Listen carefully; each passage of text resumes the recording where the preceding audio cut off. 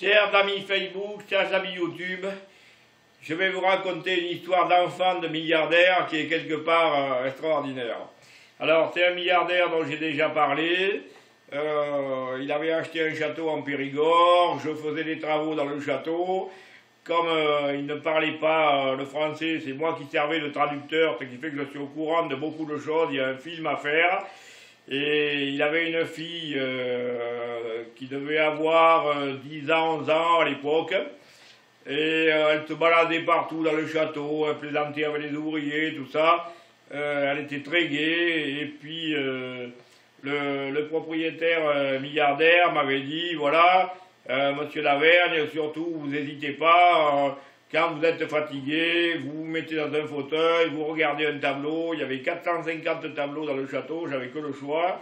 Il y avait des Dali, des Monet, des Manet, des Picasso, des Picabia, un Dali magnifique, voilà.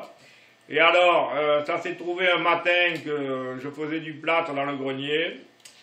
Et la semaine d'avant, mon ami Zigan était décédé. Et je me dis, je ne vais pas pouvoir travailler de la journée, c'est foutu. Et je m'assois sur ma caisse à outils et je me mets à pleurer.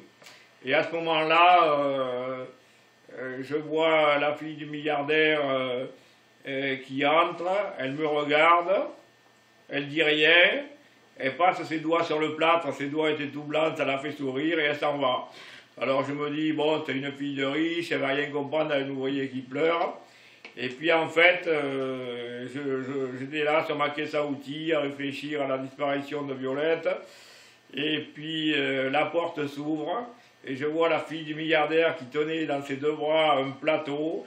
Et sur le plateau, il y avait une bouteille de jus d'orange, il y avait des petits gâteaux, il y avait des fruits, il y avait plein de bonnes choses.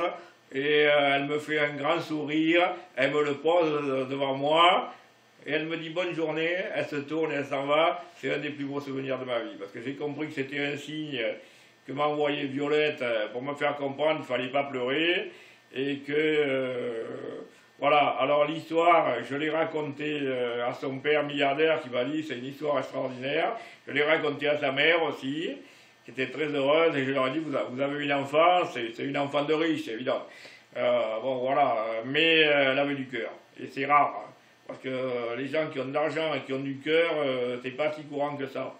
Et j'ai vu les photos de son mariage aux États-Unis, elle était mariée avec un milliardaire, comme par hasard, mais une belle plante, quoi. Et une robe magnifique, mais moi je me suis rappelé l'enfant qui est arrivé avec ce plateau pour me faire plaisir. Et je vous dis, c'est un des plus beaux souvenirs de ma vie.